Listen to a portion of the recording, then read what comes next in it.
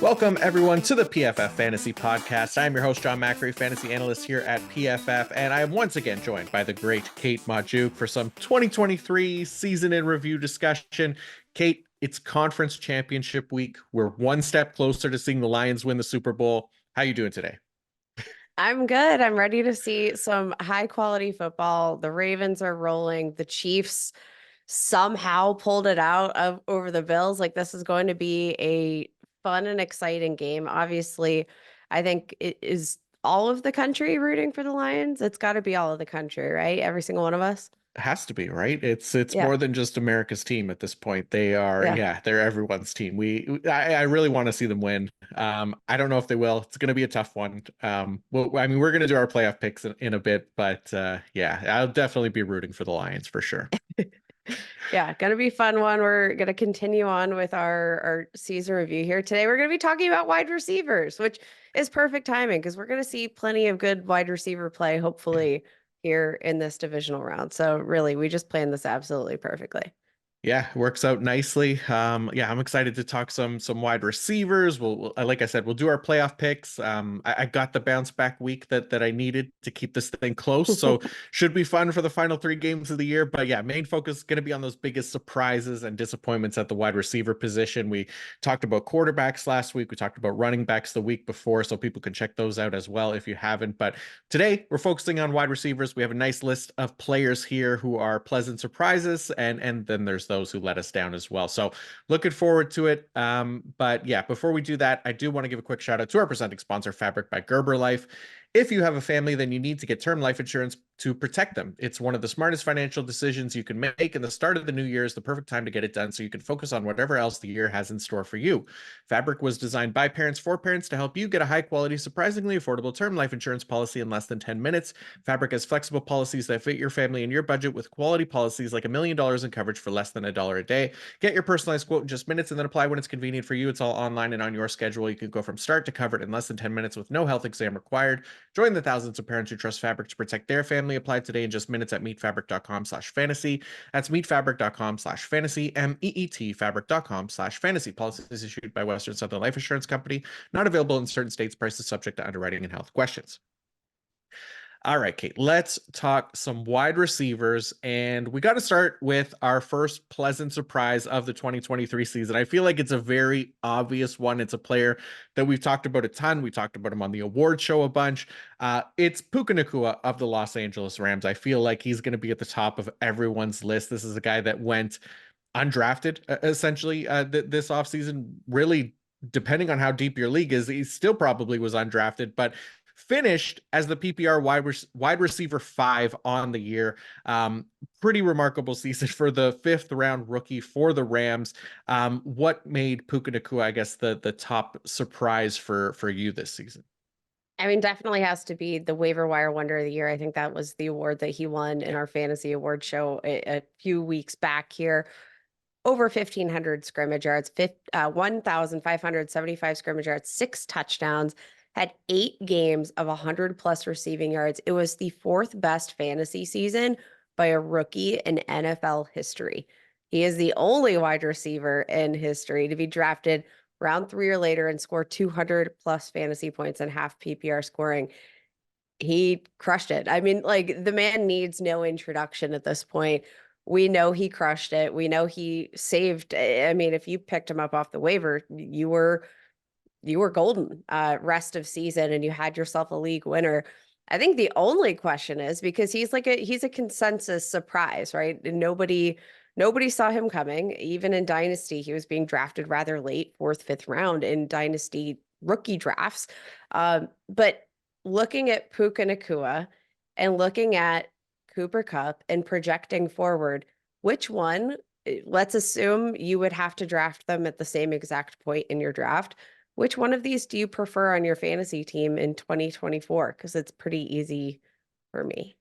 Yeah, I think it's still Puka Nacua. I mean, he kind of proved it and earned it this year, right? Like, he had the big games when Cooper Kupp was on injured reserve. early in the year, right? The first 4 weeks of the season. So the question always going into week 5 and later was, what is he going to do when Cooper Kupp is back in the lineup? And he continued to basically be the team's wide receiver one for the rest of the season, right? He outshined Cooper Kupp on almost every week of the season.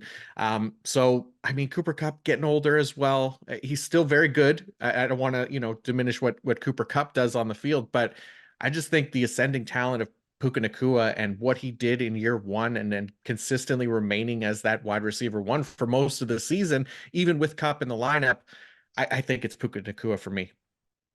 Same. Yeah. Easy. It's Yeah. easy. It has to be. Yeah, I just think like, I mean, maybe Cooper Kupp, has another year in him where he proves us wrong, but gonna be 31 to start next season. So it's a little bit tougher to be productive at that point in your career, but not to say he can't do it. We've seen, players still be fantasy relevant and put up big numbers, but yeah, I just think as long as Puka Nacua is healthy, he's kind of emerged and earned that spot as the top target in the Rams offense. So it's him for me as well. Yeah, I mean, you covered everything that we need to. We've talked about Puka Nacua a ton. It was obvious that he was going to be talked about again today. So let's talk about a player that we haven't talked all that much about so far this offseason, at least. And that's our first disappointing player of the season. We both have the same guy here. It is T. Higgins of the Cincinnati Bengals. He was drafted as the PPR wide receiver 14 heading into the year. Did not finish anywhere close to that. He finished as the PPR wide receiver 48. And look, injuries, I think they did play a part in his disappointing season, both to him and to Joe Burrow as well. But still worth noting that he appeared in 12 games through the first 17 weeks of the season, and he was only able to deliver 4 really kind of usable fantasy performances, right? Every other game other than that, he was pretty disappointing. His range of outcomes varied wildly when he was in the lineup. He had 5 weeks outside of the top 75 PPR wide receivers, which for a player drafted among the top 15 at his position is a level of variance that fantasy managers just did not sign up for, whether Joe Burrow was healthy or not, right? So his poor performance, especially coming in the final year of his rookie contract, kind of a surprise. Currently on pace, or he was on pace for career low numbers heading into week 18, I believe it was, and ended up finishing in that range. 656 receiving yards through the first 17 weeks, a 70.9 receiving grade.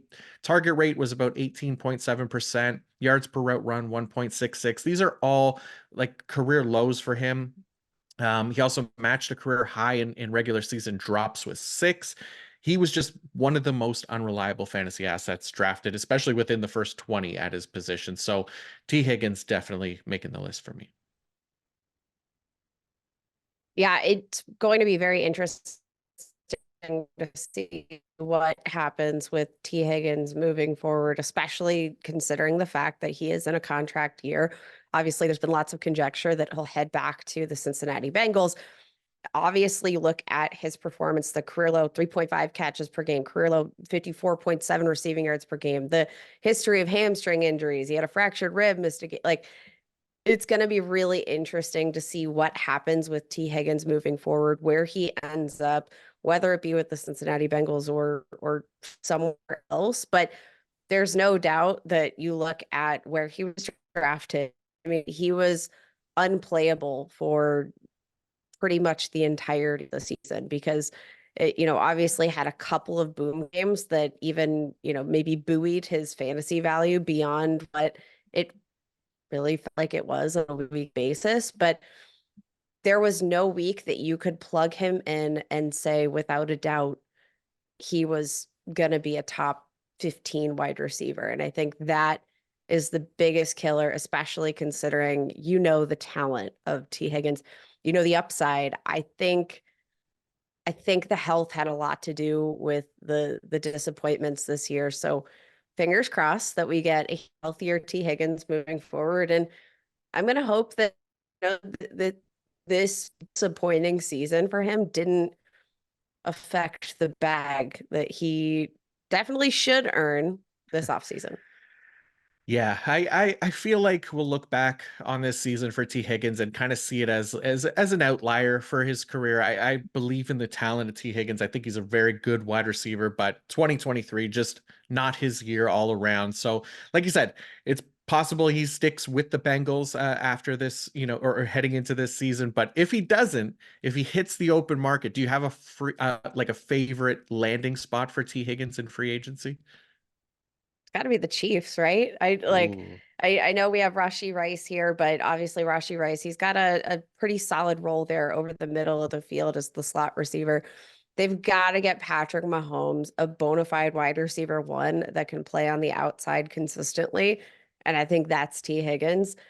That would be, I think, the cherry on top of everything. That would make all of these down weeks and frustrating games and frustrating drops for the Patrick Mahomes wide receiver group, aka the Kansas City wide receiver group. But it's Patrick Mahomes that felt the brunt more than anything here. I think he deserves himself a T. Higgins. That would be nice, yeah, especially for T. Higgins, yeah, and for Patrick Mahomes as well. I love that. Yeah, I mean, I think there's going to be some wide receivers that the Chiefs are going to potentially target this offseason. T. Higgins, I mean, it would make a lot of sense as one of them. He might become the most hated man in Cincinnati if he goes from the Bengals to the Chiefs. But yeah, I would obviously that would be a very exciting landing spot. I wrote up the like my ideal landing spots for free agency this week, and I put him on Jacksonville, reunite him with Ooh. Trevor Lawrence, that Clemson connection from, 20, I think it was 2018 or 2019, 2020, something like that. But yeah, got Calvin Ridley leaving potentially in free agency as well. I kind of like to see T. Higgins and Trevor Lawrence for both of their sake as well. So that was one of them. I did put a wide receiver in Kansas City as well. So for people listening, they could check that out on PFF.com. Let's talk about our other surprise wide receiver. This one, another one that we had the same because it was again a pretty obvious pick here that was a pleasant surprise at the wide receiver position. Who was our next guy up on the list, Kate? It is wide receiver Nico Collins, wide receiver for the Houston Texans, who in half PPR formats finishes the wide receiver 12 overall, wide receiver 7 in fantasy points per game. From an efficiency standpoint, I mean, he was a baller, ranked second in yards per route run, third yards per target, second in passer rating when targeted, sixth in yards after the catch. Like this dude had a monstrous season. Like it didn't matter whether you're an analytics person or a film person. Nico Collins was the perfect blend of everything you needed. And I think what is even more exciting about the season we saw from Nico Collins, it was the third year breakout, right? That magical year for those wide receivers that maybe got off to a slower start. That breakout correlates with the arrival of a really good quarterback who's there for the years to come. Things are looking up in Houston. And I mean, to see that kind of production, even when Tank Dell was on the field, you could see both of them producing stride and stride. I think Nico Collins is here to stay. He was awesome. Easily one of the biggest surprises and one of the more pleasant surprises of the year. He was a player drafted around PPR wide receiver 58 this offseason. So really late, was listed as a sleeper multiple times this offseason, at least from PFF here. And I mean, I was higher on him, like 13 or 14 spots higher than consensus, but I did not see this year coming. This was a massive breakout. Finished like you said, up there among the best in the league at the position.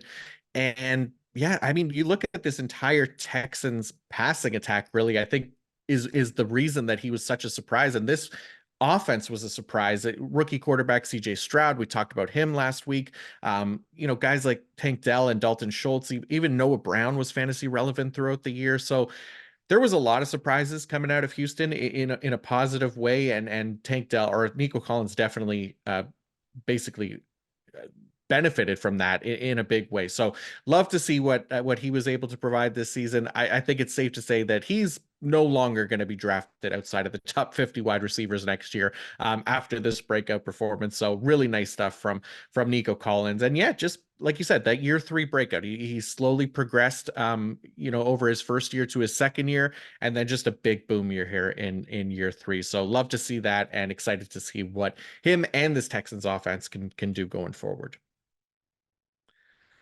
Um, All right, let's talk about some disappointments here. We got a couple different names, and the first name that I put, well, I guess the second name after T. Higgins was Jerry Jeudy of the Denver Broncos. And it's not necessarily a player that was drafted overly high. He was about wide receiver 29 in ADP, but he was still finished well below expectations, even considering that he was drafted outside of the top 24 at his position. Finished as PPR wide receiver 53.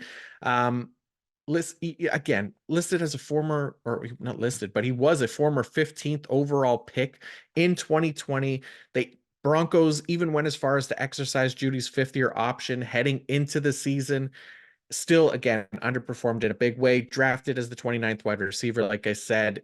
We thought at least that he would have some wide receiver two upside, potentially even wide receiver one upside on any given week, considering his talent. But and even the team's investment in him and the Broncos offense as a whole kind of looking to bounce back under Sean Payton, but Judy's upside just never came to fruition in 2023 and not even once really. He never finished among the top 24 PPR wide receivers on a given week and even went as far as to finish outside of the top 40 PPR wide receivers in 9 of his 15 games this season. Scored just one touchdown all year, averaged 8.3 PPR points per game, which was 60th among wide receivers for what turned out to be just an abysmal season for a former first round pick. It was an abysmal season. Like you said, it doesn't necessarily, the disappointment, I don't think stems from the fact that, there was a lot of draft capital invested in Jerry Jeudy. It definitely comes down to the expectations that he might be able to overcome all of these kind of disappointments that we've seen, speckle his career so far. And you saw improved quarterback play. I think it felt like everything was going to be trending in the right direction, and it just didn't pan out. And to be fair, I mean, Jerry Jeudy, he doesn't look like the wide receiver that maybe you thought he was coming out as a prospect. And my God, Cortland Sutton, you kind of understand why Russell Wilson went to Cortland Sutton play in and play out, because for as many, inconsistencies as Cortland Sutton has maybe shown throughout the season, he made some absolutely jaw-dropping catches. And you didn't see as many of those sparks from Jerry Jeudy. So I understand the disappointment because I had him listed as a sleeper in plenty of my off-season work. It seemed like the data could trend in a positive direction for him, but it just did not come to fruition. And that seems to be the story of Jerry Judy's career this far. Yeah, it was definitely disappointing. You'd think he'd at least give us a one top 24 PPR wide receiver performance on any given week, but that just didn't happen. He was a disappointment all year long, and yeah, he's it'll be interesting to see now what happens because he'll be slated to hit free agency as well, but not high hopes here after this past season being such a disappointment. How about another player that disappointed you this season, Kate? Who do you have as your second pick here for disappointing wide receiver? I might sound like a brat for this one, but I'm going to talk about the overall wide receiver nine on the season. Stephon Diggs, wide receiver for the Buffalo Bills, who through the first 6 weeks of the season basically scored all of his fantasy points, by the way. He Yeah. was on a 17-game pace for 139 receptions, 1,757 receiving yards, and 14 touchdowns. Okay. But man disappeared mid-season from week 6 on. So week 6 was his last 100 plus receiving yard game. From that point on, week 7 onward, he averages the wide receiver 39 in fantasy points per game, despite being tied for the 11th most targets. From that point on, 9.7 yards per reception average, finished as the wide receiver 45 or lower in 6 of 8 games to close out the season. Didn't have a single top 12 finish from week 10 on. So, yes, while he carried you maybe through the first 6 weeks of your season, he demolished you in the second half. And Stephon Diggs, because of where you drafted him, because of the name value, because of the upside, he is a guy that you continued to probably leave in your lineup week in and week out. And he hurt you in the fantasy playoffs. He hurt you big. And I I keep going back and I'm kind of struggling to figure out what went wrong in the second half. If he wasn't fully healthy, and there were some concerns maybe at that point onward, but something wasn't right. And my fantasy teams, they paid dearly for it despite the end of season finish. Yeah, I'm with you. He was definitely somebody that you just continued to start, right? Because he had that potential for that week winning upside that we saw early in the year. And like you said, it just didn't happen week in and week out. It was a disappointment from, the latter half of the season. And I pulled the numbers from weeks 10 to 17 as well, similar to exactly what you were saying. He was PPR wide receiver 48 over that span. That's like Gabe Davis territory. Okay. So that just not what we expect from Stefon Diggs. I know, Joe Brady came in week 11, I believe it was, and kind of changed the offense a little bit, but you think we'd still get more out of the team's top wide receiver, especially with that offense, and it just didn't happen. So, well, another player that it's going to be interesting to kind of project going forward here, again, as he gets into the latter stages of his career and, sticking on this Buffalo offense, it just didn't seem to be as big of a part. I mean, again, still a believer in the talent and Stefon Diggs himself, but the last half of this season was not encouraging, that's for sure. It was definitely not encouraging. Yeah, it was a bummer. And like you said, just crush some fantasy lineups because you can't bench him because of the Mm-mm. potential there. And it just never happened. So disappointing season for Stefon Diggs for sure.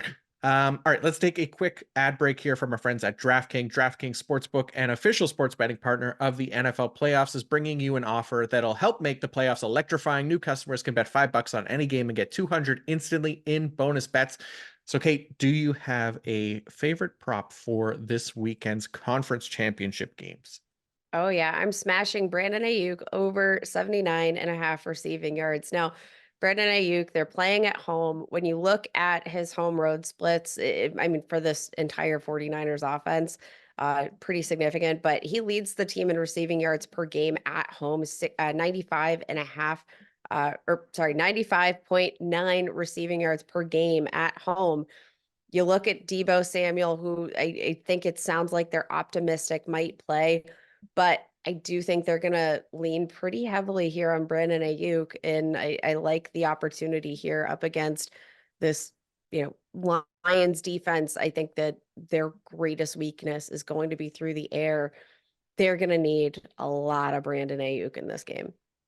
Yeah, I like that one. I'm with you. For me, I went with Travis Kelce over 5.5 receptions. So Kelce, it looks to be, back being a focal point of the offense again here in the playoffs. 16 targets, almost 150 receiving yards, 2 touchdowns over these first 2 games here. In the playoffs, obviously the 2 touchdowns came in one game, but the 16 targets, a lot of those came in the first game. So I think Mahomes is going to continue to pepper him with targets. It's going to be a tight game where a lot of the receiving weapons aren't necessarily going to be overly helpful against a stout Ravens defense outside of Rashi Rice and Travis Kelce. So I think Mahomes going to be looking for him. He's going to need him. So I feel like 6 catches is happening here for Travis Kelce. But yeah, download the DraftKings Sportsbook now with code PFF. New customers can bet $5 on NFL action to score 200 instantly in bonus bets only on DraftKings Sportsbook with code PFF. The crown is yours. Gambling problem, call 1-800-GAMBLER or visit www.1800gambler.net. In New York, call 877-8-HOPE-NY or text HOPE-NY. In Connecticut, help is available for problem gambling. Call 888-789-7777 or visit ccpg.org. Please play responsibly on behalf of Boot Hill Casino and Resort. Licensee partner Golden Nugget Lake Charles, Louisiana. 21 plus age varies by jurisdiction. Void in Ontario. Bonus bets expire 168 hours after issuance. See sportsbook.draftkings.com/football terms for eligibility and deposit restrictions, terms, and responsible gaming resources. All right, let's talk about some more pleasant surprises at the wide receiver position. And my next person on the list, giving some love to the old dudes, it is Adam Thielen of the Carolina Panthers, who was drafted as about wide receiver 50 in PPR this year and finished as the PPR wide receiver 15. So he's again the oldest player on this list of that we're going to talk about today. One of the oldest active wide receivers in the NFL, but not only outperformed off-season expectations by finishing as that PPR wide receiver 15, but he was also the only 33-year-old or older player to rank among the top 125 fantasy scorers at his position. You got potential future Hall of Famer Julio Jones finishing as the PPR wide receiver 129. So just again, how much of an outlier really that Thielen was in today's NFL was the thing that surprised me the most.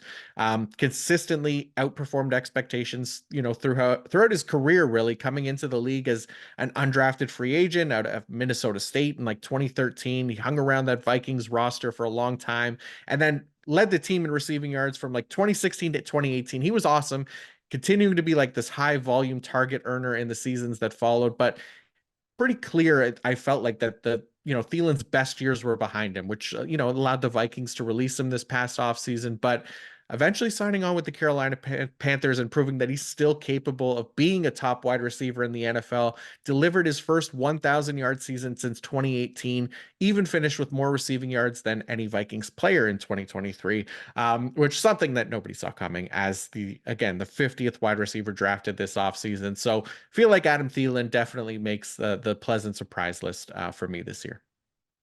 Yeah, Thielen was definitely he started making his way onto a couple of my sleeper lists as we inched further towards the season because it seemed so likely that there had to be a monstrous workload. Disappointing to see it, taper off a little Mhm. bit, but honestly, I think that was kind of the story of the Panthers offense in general. It just kind of not that it was ever good, but uh, you know, they were getting Adam Thielen the ball, and that was what kind of mattered for fantasy because uh, there weren't any other fantasy relevant assets that you were kind of counting on there. So definitely disappointing to see it taper off there, but I mean, to come out of the absolute woodwork and produce for fantasy the way that he was, despite these offensive struggles, was absolutely incredible. Yeah, it was nice to see for sure. I don't know if it'll continue beyond this year. We'll see what happens, but yeah, definitely a positive sign in the Carolina offense that was really struggling for a lot of fantasy production. So let's talk about another pleasant surprise of the season. Who was your next pick up on the wide receiver list here? I want to talk about DJ Moore, wide receiver for the Carolina Panthers, obviously, or former wide receiver Former. for the Carolina Panthers. Now with the Chicago Bears in his first season with the Chicago Bears, finished as the wide receiver 6 on the year, fourth career start with over 1,100 receiving yards. Finished the year with career high marks, 96 receptions, 1,364 receiving yards, 9 total touchdowns. Now, obviously, there were a lot of ups and downs here for DJ Moore. So he wasn't necessarily a guy that you put in your lineup and you maybe felt quite as safe. I mean, throughout the year you looked at kind of the ups and downs. A lot of those correlated with the either, presence or absence of Justin Fields. Had 10 or fewer PPR points in 5 of 17 games this year. But I think what was the biggest surprise for me was that I knew DJ Moore was good. I knew with a quarterback like Justin Fields, it being the focal point of his passing game, he had some upside. I didn't realize that he had like 49 PPR point kind of upside. Remember that week back in week 5, 10 targets, 8 receptions, 230 receiving yards, 3 touchdowns. I didn't know he had that dog in him. Yeah. And he did. And I was just so pleasantly surprised by that. Had 22 or more fantasy points in full PPR formats in 6 of 17 games this year. And like I said, a lot of that, the ups and downs had to do with Justin Fields starting at 15 or more fantasy points in 7 of 13 games with Justin Fields starting. I knew he was good. I didn't expect a top 10 fantasy finish in his first year in this offense.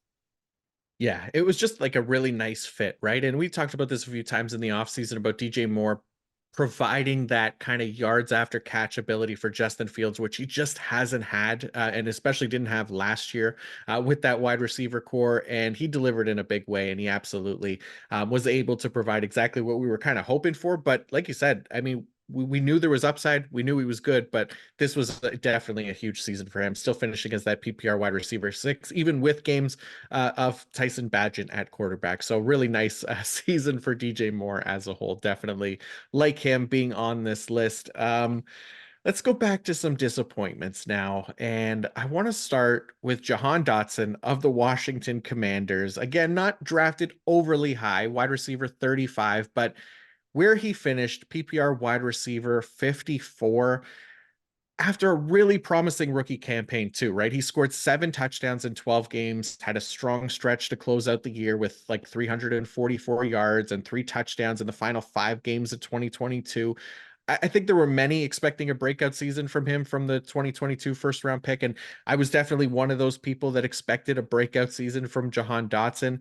His ADP within that wide receiver 3 range felt like a pretty great spot to potentially buy low on an emerging star. And what's crazy is I think if, fantasy managers knew that Sam Howell was going to lead the NFL in dropbacks and throw for nearly 4,000 yards, and that Jahan Dotson was going to play in every single game this season, I think there's no doubt that his ADP would have been even higher, as we'd all assume that, as a sophomore first round pick, that he would have been productive by default. But unfortunately, this is not how things worked out for Dotson in 2023. It was significantly less impactful than his rookie year, despite seeing the increase in playing time as well. Saw a lower target rate, was just significantly less efficient this season before ultimately finishing as that wide receiver 54, wide receiver 68 in points per game.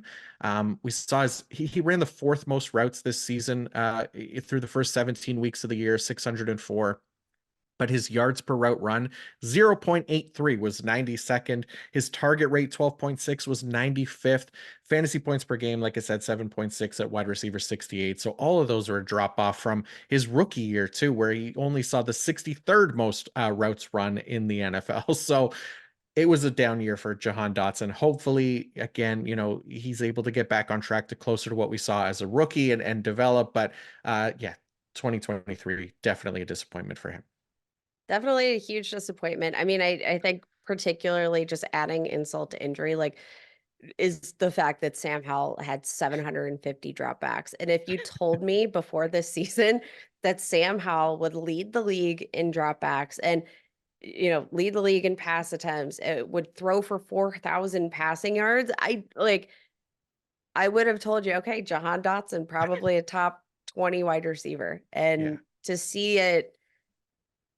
see all those factors come to fruition and for Jahan Dotson not to be fantasy relevant, man, it stinks. Yeah, it's a bummer for sure. It definitely hurt. But yeah, this is what happens in fantasy football. We there's a lot of players that are pleasant surprises and those that let us down in a big way. So how about another one, Kate, that let you down this season? Who was it? Drake London, I know everybody rang out. Drake London, Atlanta Falcons wide receiver. This is a wide receiver 37 this year, ranked 44th in fantasy points per route run, 42nd in yards per target, 45th in yards per reception. Notably, 79th among wide receiver in target accuracy. So that probably had a little bit to do with it. But for the skill that Drake London has, for the size, for the way that he moves at his size, like, there probably isn't a bigger mismatch in terms of talent and production in my brain right now in the league than Drake London. And that goes both for production on the field and for fantasy. Drake London, I thought coming out had wide receiver, top 15 wide receiver potential coming out of the gate. My bold prediction for his rookie season was that we might see like a 10 plus receiving touchdown year. We see glimpses of it, and it just hasn't come to fruition. I do think if they find an answer at the quarterback position, that might be just the thing that unlocks Drake London, because I still do firmly believe in the evaluation of him as a prospect. I still think, for where he was drafted in real life, eighth overall, that was an appropriate draft spot for the kind of upside and talent he has. He needs a quarterback to get him the ball. And I do think once we see a quarterback in Atlanta that can throw an accurate pass, we're definitely going to see Drake London's fantasy numbers improve dramatically. And that 10 touchdown season, it could be on the way. I hope so. And look, I mean, like you said, the quarterback issue, it was huge. It led to a lot of fantasy disappointment within that offense, but so did the coaching staff. And look, phase one of improving the fantasy value of the Atlanta Falcons offense has already been complete. Arthur Smith is no longer with the team. Phase two is bringing in a quarterback, right? So again, I wrote my favorite free agent landing spots for fantasy purposes this week, and Kirk Cousins was my pick for the Atlanta Yes. Falcons, right? Because everything's in place for him in that offense, and you look at Kyle Pitts and Drake London and Bijan Robinson, the options to throw to are plentiful for somebody like Kirk Cousins to kind of come in and get that offense going and be one of the better offenses in the league. So that's all that's missing. We need Drake London, we need Kyle Pitts, we need Bijan Robinson to be the fantasy stars that we know they can be. And I think that, again, the coaching staff problem has hopefully been solved, and now we can potentially solve the quarterback issue as well. So we'll see. We'll see what happens this offseason. But yeah, would like to be obviously a better quarterback option there for the Falcons, for Drake London to succeed. But yeah, I'm with you. This year was definitely disappointing in that sense. Um, Yeah. as far as more surprise wide receivers, I put Rashee Rice of the Kansas City Chiefs, and this is a guy obviously we loved this season. We talked about him a ton, but considering that, again, seventh wide receiver drafted in the 2023 NFL draft, 68th wide receiver drafted in terms of like 2023 offseason ADP for fantasy, there were reasons, I think, for his lower value coming into the year, right? Chiefs had a crowded depth chart. They had a tendency to deploy a heavy rotation at the position. And these concerns definitely were an issue, at least for the early part of the year, where uh, there was still a lot to like about Rice's talent and fit in the offense, to the point where he was considered at least a favorite by me and at others to emerge from the Chiefs wide receiver core and make an impact here in year one as their top receiving option. It just took a really long time to get there. Even though for a lot of us, it was obvious after week one that he was the best option in the Chiefs offense. But again, just consistently proving to be that top wide receiver for Kansas City, despite the team not fully unleashing him as a regular part of the offense until like week 11, where he saw a season high 10 targets, 67% snap share, and that he continued to kind of improve on that on the weeks to come. So considering that he finished as the PPR wide receiver 21 from for the year, but from week 11 on is when he truly became a regular part of the offense. And that's when he finished as PPR wide receiver 9 over that stretch. That's where he really exceeded expectations for me. And yeah, nice to see the Chiefs finally give him the opportunity that we've been hoping for. It just took a really long time to get there, and he still finished as a top 24 wide receiver. So love to see that from Rashee Rice. He was a surprise for me. I would have put him on my surprise list, but I kind of called it. So I don't know. I I I like I it. knew Rashi Rice had it in him the whole time. And I mean, I like coming out, I just thought, one of Rashi Rice's greatest skills were some of his ability to improvise and befriend the quarterback. And that plenty of times the play breaks down, and what Patrick Mahomes' strength is figuring out and finding a hero. And it just felt like this match made in heaven. So I wasn't surprised. So I decided to go with a different second round rookie wide receiver, Jaden Reed, who finished overall wide receiver 25, but he started the year pretty slow. But following the week 6 bye, from week 7 onward, Reed ranked as the overall wide receiver 12 in fantasy points per game, despite being ranked 31st in targets in that span among wide receivers. He ranked 19th in catches, 7th in touchdowns, was just incredibly efficient coming out of the gate. And obviously, what he accomplished, the Dontavian Wicks, like all of these pass catchers in Green Bay helped bring Jordan Love to relevance. But Jaden Reed ranked top 25 in yards after the catch per reception, top 25 in yards per route run, top 15 in passer rating when targeted. But I don't want this just to be a Jaden Reed thing, because I want to just shout out like Dontavian Wicks. Also absolutely incredible. Maybe the more appropriate segment here, or like title for the segment for me, would be Green Bay Packers rookie wide receivers, because they blew it out of the water in terms of their efficiency. And I guess Dontavian Wicks in particular, being the later draft pick, you've got to be very encouraged with what you saw in year one, especially without Christian Watson in the lineup consistently to kind of deter some of that big play coverage. Like these wide receivers killed it.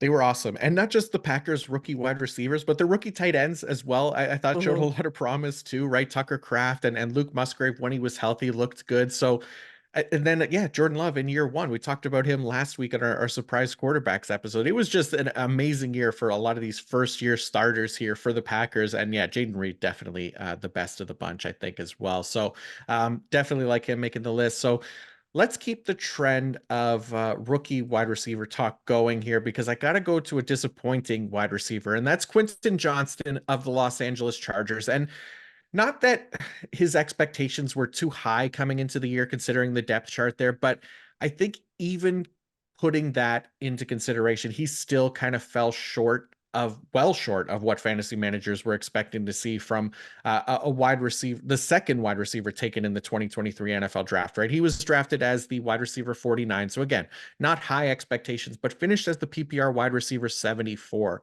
So you, I guess just putting it into perspective, right? You look at a player that was drafted to a seemingly great offense with Justin Herbert at the helm. And, obviously not expecting him to overtake Keenan Allen or Mike Williams on the depth chart in year one. He did at least get that opportunity as both players dealt with injuries and missed time this season. And while he seemed like he was going to be the next man up on the depth chart, he still couldn't crack more than 5 targets in a game and never once finished inside the top 24 PPR wide receivers on a given week. So you compare him with the first wide receiver taken in the 2023 NFL draft, Jackson Smith-Njigba, who did crack the top 24 PPR wide receivers 3 times, finished as the PPR wide receiver 45, and did so with 2 wide receivers ahead of him on the depth chart, missing just a combined 2 games on the year, right? So comparatively, you look at Jackson Smith-Njigba, his 19% target rate was 49th.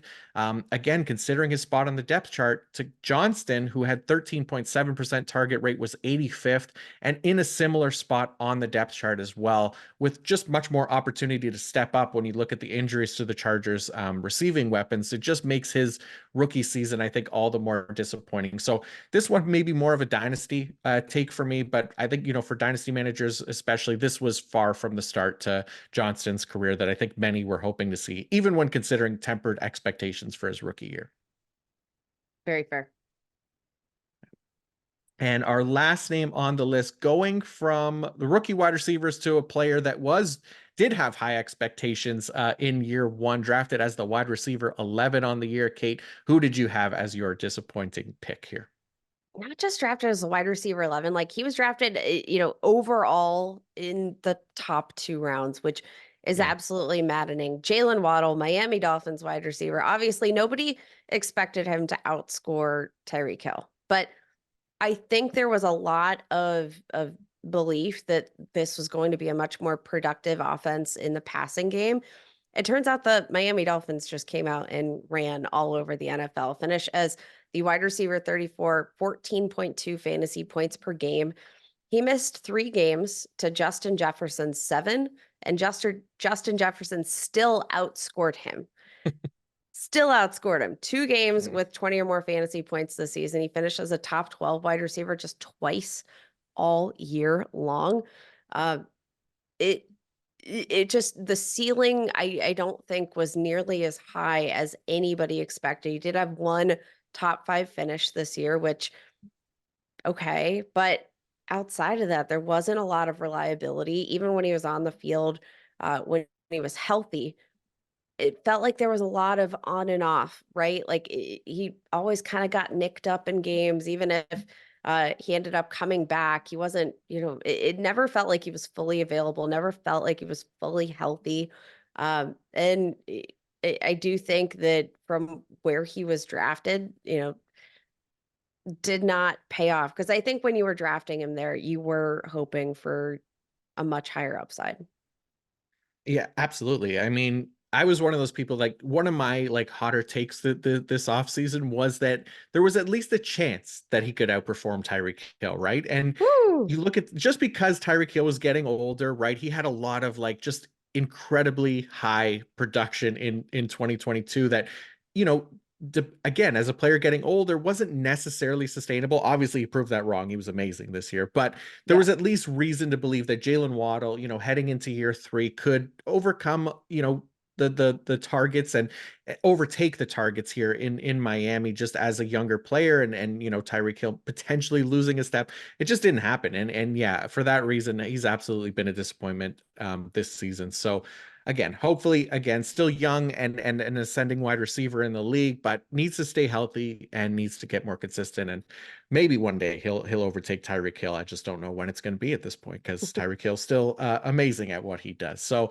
yeah, I like that call, but that's going to do it for our positive and negative wide receiver surprises for the 2023 season. So let us know in the YouTube comments who made your list. Did we miss anyone? Do you disagree with any? Did you see Puka Nacua wide receiver one season coming? Let us know. Anyways, yeah, let's wrap up things here with our playoff picks. We're heading into the conference championship games this Sunday. It's Lions, Niners, Chiefs, Ravens for a chance to go to the Super Bowl. These should be some fun games. And Kate, our picks are now at least a bit closer as we're heading into Championship Sunday. I went 4-0 last week after an abysmal wildcard weekend. So I'm at least within one game back of you now based on our picks last week, but not feeling great about mine after seeing who you picked. But let's get into it, starting with the Lions and the 49ers. Who do you have getting the win in this one? I'm taking the 49ers, and the edge here comes from the home field advantage, which obviously we saw the Lions to this point in the postseason have and enjoy that home field advantage. We know this Lions team plays so much better at home, and the 49ers, man, that is a really, really challenging place to play. Now, I do think the 49ers, they have the slight edge on defense. Obviously, these are both two very powerful offenses, but the home field advantage, I think, is just the kicker for me. We saw a 49ers game where this team did not uh, looked much flatter than we expected last week. Obviously, Deebo Samuel left the game, and I feel like that just kind of deflated this entire team. But I still think that even with the way that they played against this Packers team, as close as the Packers kept it, I still think that the 49ers have a little bit something extra to give, and I'm not trusting road Jared Goff as much as I'm rooting for him. Yeah, it's going to be tough for sure to overcome the 49ers, especially at home. They got the home field advantage, but you know what the Lions have that the 49ers don't have? It's hashtag grit, right? That's been Yeah. that's been their whole thing. I am going with the Detroit Lions to pull off the upset on the road. I'm buying into the Detroit versus everybody storyline here. Kate, you are now part of the everybody going against the Lions here.